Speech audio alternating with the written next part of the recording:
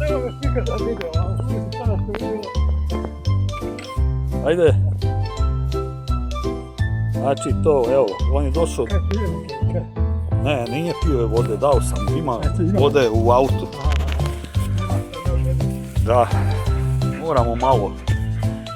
Viš, on tebe voli, tebe neće da napada. I tako. Ja baš ne volim, neću doći, ja sad nemam rukavice, moram da četiri. Da.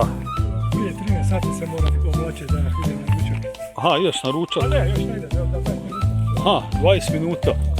Dobro da ću ja njega malo tu biti s tobom pa ću... Ajde, dođi Beli, Beli je propalica, znaš, nije prošao. Propalica, a? Nisi učio dobro. Propao je, da, pao je. Okinawa. Da, Znači Okinawa. Okinawa. Da. Vidiš kakav, vidiš, Božo, ti si farmer i poljoprivrednik i šta ćemo ovce dovesti ovdje? Da, ja dam ipak vode, vidio da hoće vodu, jebe. Pa on hoće svašta, on je proždrljiv i gleda, on čovjek bio bi i pijandura i srećom da je pas, inače bi popio.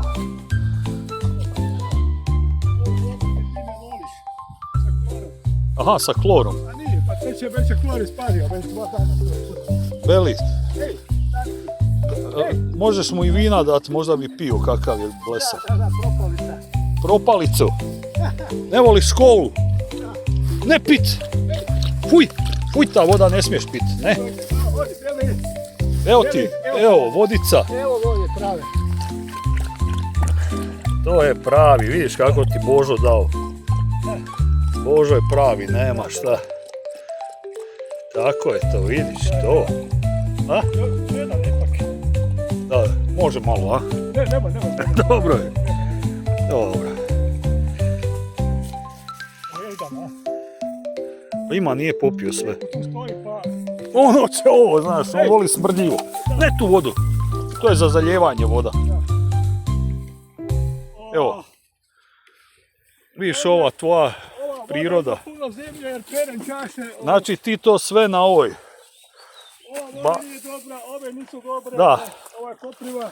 Ma Beli, fuj voda ta, to je za zaljevanje paradajza i ostalih poljoprivrednih. One imaju, najčešće se trakavice vidi, znaš, nije dobro.